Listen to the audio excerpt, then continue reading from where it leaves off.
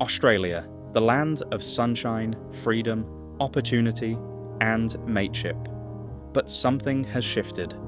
More and more Australians are saying, this place just isn't what it used to be. And they're not just being nostalgic. They're frustrated. They're heartbroken. They feel like strangers in their own country. So what happened? Let's dive into the real voices, the raw emotions, and the uncomfortable truths behind what many now call the Great Aussie Decline. One viewer said it best: "I'm longing for a place that just doesn't exist anymore." From broken community ties to unaffordable housing, and from cultural disconnection to political betrayal, Australia's core identity is being questioned like never before. This isn't just a rant, it's a wake-up call. Let's start with the one thing money can't buy: human connection. "The lack of community is real," said one commenter, "especially for people who live alone. We used to say g'day to strangers. We helped each other move house. You'd know your neighbours' names and their dogs. But now, you're lucky to get a nod in the hallway." One Aussie shared, "I'm the only Australian in my building. I've given up trying to say hello." Why is this happening? Part of it is modern life. Work, screens, stress. But part of it is deeper. Let's go there. A controversial but honest point made by several people. There's no longer any cultural identity. When immigration rises quickly without integration, people can feel displaced, even in their own suburbs. One viewer wrote, "My neighbours all come from different cultures. No one talks. I feel completely disconnected." This isn't about blaming anyone. It's about the reality of cultural fragmentation. Australia's old image, beach BBQs, cricket in the park, pub chats with strangers, is fading. "Major cities are unrecognisable," another said. Sydney, Melbourne, Brisbane, they've changed drastically, and not everyone feels at home anymore. Now let's talk about what's hitting the hardest: money. One visitor wrote, "Australians told me after paying rent they don't have money left for food. That's not just a sad story, that's a warning sign. Housing prices are out of reach, wages haven't kept up, utilities, groceries, insurance, all rising." One heartbreaking comment: "We work just to pay a mortgage. It's demoralizing." Even two-income families are struggling.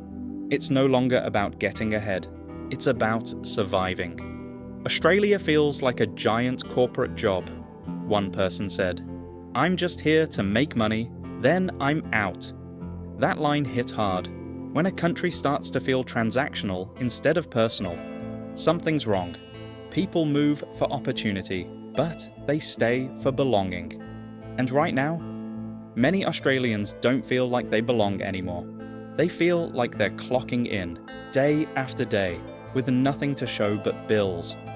COVID didn't just lock us down, it locked us out from each other. "The real Aussie soul left us," one comment said.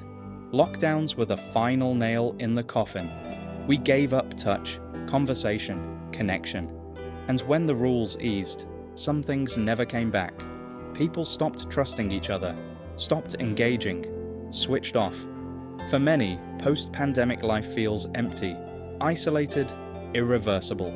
Older Australians remember something different. "I grew up in the 70s, one person said. "It's like I'm longing for a place that just doesn't exist anymore." This is more than nostalgia. It's grief for a country that slipped away. They remember a freer, happier, more united Australia.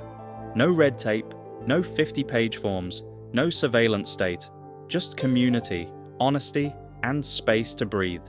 Several people mentioned this too. "We were completely betrayed by politicians and big media. Whether it's endless taxes, censorship, or political games, trust in leadership is broken. The uni-party system is leaving Aussies with no real choices, only slogans. And with media feeding fear instead of truth, people feel more anxious and confused than ever. A declining birth rate, skyrocketing immigration, high taxes, low trust, disconnected cities, unreachable housing, a silent culture. We gave up BBQs and beach cricket for a higher GDP, one comment said. It was meant to be progress. But was it really? So, is Australia still worth living in? For some, yes. But for many, this isn't the country they grew up loving. The dream has changed, the soul has faded, and now it's time to ask the hard question. What kind of country are we becoming? If this resonated with you, leave a comment. Tell your story. Let your voice be heard. And if you want more videos about the real truths behind modern living, money, and life around the world, subscribe to Living on Money. Because we need to start having real conversations. Not just about where we live, but how we want to live.